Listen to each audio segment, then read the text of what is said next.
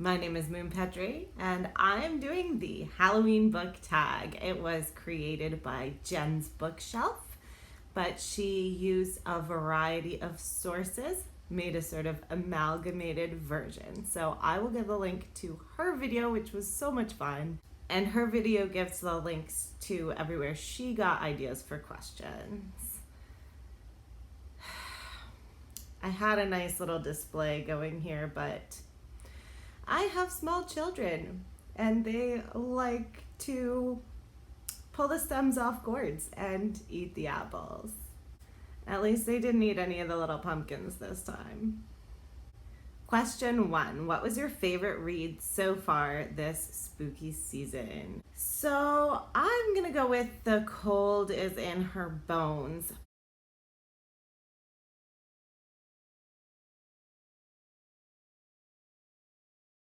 Because demon possession, young girls being rounded up and kept in some sort of containment because of demon possession. Yeah, pretty creepy. Question 2. What is the scariest book cover that you have ever seen? Now, I've probably seen a lot of scarier book covers since, but the one that had the biggest impact on me was the cover of my dad's copy of The Skull Beneath the Skin by P.D. James, which completely terrified me when I was little. Question 3. If you could go trick-or-treating with any book character or characters, who would you choose? Now, it's not clear from the Harry Potter books if they celebrate Halloween by trick-or-treating in the wizarding world. And so if they don't, I would love to go trick-or-treating with someone who is utterly baffled by the custom. And I'm thinking of old Archie, who didn't want to put on those pants. 4. If you could go trick-or-treating dressed as any book character, who would you choose? Now, again, I'm thinking Harry Potter. I have gone as at least 3 Harry Potter characters.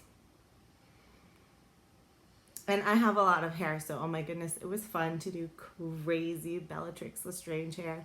I know I have like a friendly round smiley face, but contouring makeup can make me look really mean.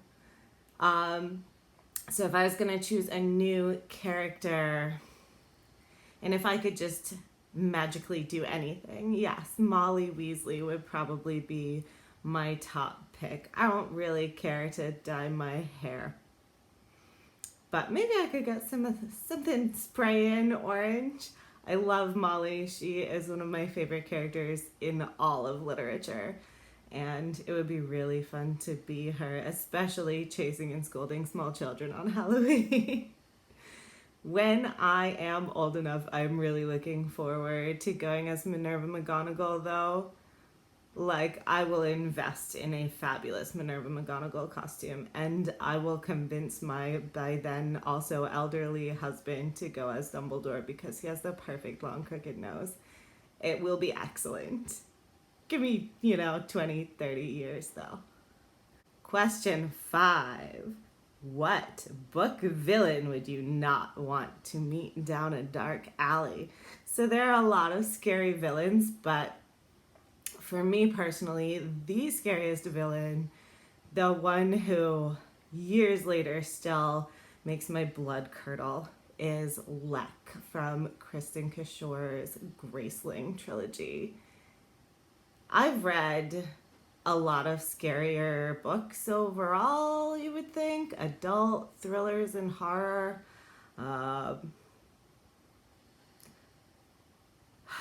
There's something about Lek's abilities that just personally for me is the scariest stuff I can think of. And so if you haven't read those, oh my goodness, go read those.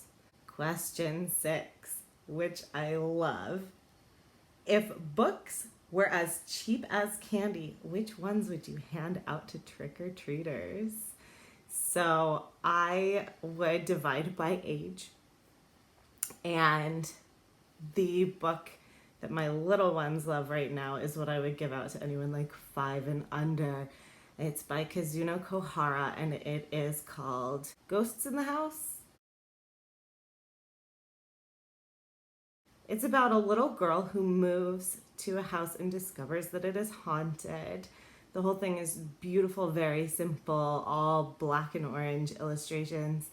And yeah, she catches the ghosts and launders them, hangs them out to dry, and uses them as curtains and tablecloths. It is the cutest thing ever. For slightly older kids, say 6 to 8, I would go with Jack Proletsky's It's Halloween, which is super, super, super fun, slightly spooky Halloween poetry. And then for bigger kids, 8 and up, I would go with Witch Family by Eleanor Estes, which is the first time I think that I encountered a book that deals with the sort of blurred line between the storyteller and the story, as these two little girls are telling each other stories or making up stories together about this little witch and her family. And then they end up meeting toward the end. So that aspect of it is so very magical for me. And it's about witches, so it's perfect. Also, gotta go with The Witches by Roald Dahl. No explanation needed. Question 7. What is your Halloween TBR? So, it's only a couple of days until Halloween. It's Sunday. That'll be Thursday. So I don't anticipate being able to read a whole lot more, as I'm also trying to finish revisions and do some prep work before Nano. So I'm gonna say I'm just gonna finish The Raven King by Maggie Stiefvater. I've been reading that series, and it is so, so good. It is so very good and spooky and mysterious and magical, and I really love it. And I am partway into The Raven King, book 4, so I should be able to get that done in the next few days. I should. Cross fingers. 8. What Halloween movies do you love? So I have done the thing when I was much younger. Where you have a Halloween party and watch terrifying movies with your friends. I'm not super into a lot of basic horror, really not into gory horror. So I would have to go classic kids movie. I would go with The Witches. It's not as good as the book, but it's really good anyway. 9. What book was so creepy that you had to take a break from it?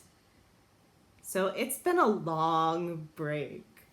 It was 2002, and I was reading a book of Stephen King short stories. I'm trying to remember what the book is called, but the story was 1408. And I was home alone in the evening with a new baby, and I got so freaked out by 1408 that I bundled up my baby and left the house just to go sit at a restaurant and order a salad and be where there were other actual live humans. And I have not read any Stephen King since. Now, I had up to that point read a lot of Stephen King, but somehow reading it as a mother and then that particular story, I just couldn't take it anymore. I've read a lot of scary stuff since. Neil Gaiman, Jeffrey Deaver, which isn't horror but is really scary thrillers. Maybe someday, I have thought, I will go back and reread some of the Stephen King that I loved, especially It. But it's been 17 years and I haven't done it yet, so we'll see. Long break, like I said. And question 10, what fictional world would you like to go trick-or-treating in? And obviously, the wizarding world is the go-to answer. As I said, I don't know if they do trick-or-treating in the wizarding world, though. My other absolute favorite fantasy world is Narnia. So that would be my next pick. But so many other worlds, it would be really silly. I mean, and possibly culturally offensive to, dress up as an elf or a wizard in Middle Earth. I don't know. I think you have to be careful with this one. So check out Jen's Bookshelf, who put together this tag and also has tons of other really fun videos on her channel.